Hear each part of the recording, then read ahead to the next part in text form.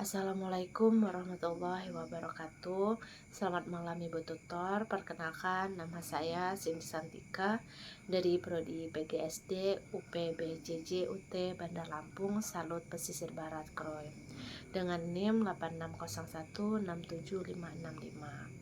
Pada tugas 1 ini, saya akan membuat video singkat yang bertema pelajaran dari sejarah Pancasila bagi generasi muda yang berfokus pada proses lahirnya Pancasila, PPUPK, Piagam Jakarta, dan PPKI. Dalam fokus ini, salah satu peristiwa penting adalah sidang-sidang BPUPK yang membahas dasar negara. BPUPK dibentuk untuk merumuskan ide-ide awal tentang negara Indonesia merdeka. Pada masa itu, para tokoh menyampaikan gagasan mengenai prinsip-prinsip yang harus menjadi pedoman kehidupan berbangsa. Setelah usulan-usulan terkumpul, kemudian lahirlah rumusan penting yang lebih jelas, yaitu Piagam Jakarta. Piagam Jakarta memuat gagasan tentang nilai-nilai persatuan, musyawarah, dan keadilan yang akan menjadi dasar negara. Lalu, proses berlanjut hingga PPKI menetapkan Pancasila secara resmi sebagai dasar negara. Dari peristiwa tersebut terlihat nilai Pancasila yang tercermin seperti nilai musyawarah untuk mufakat, persatuan, serta keadilan bagi seluruh rakyat Indonesia. Generasi muda juga bisa melihat bahwa Pancasila tidak lahir dari satu pendapat saja, melainkan dari kerja bersama, diskusi, dan kesediaan menerima perbedaan demi tujuan yang sama. Pelajaran yang dapat diambil adalah pentingnya berdialog dan menghargai pendapat orang lain sebelum mengambil keputusan.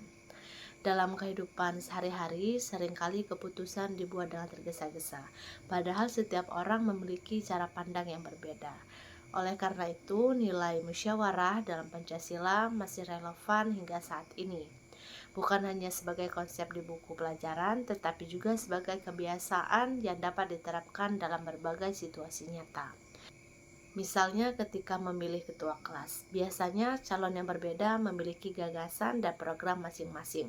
Melalui musyawarah, suara disampaikan secara tertib sehingga pilihan dapat dipertanggungjawabkan bersama.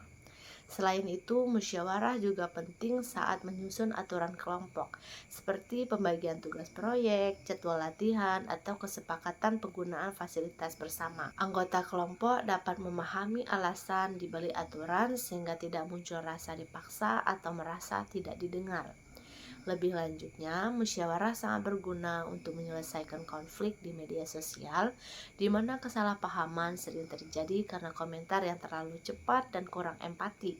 Dengan menggunakan dialog, konflik dapat diredakan melalui klarifikasi yang sopan, bukan saling menyalahkan atau memperkeruh keadaan.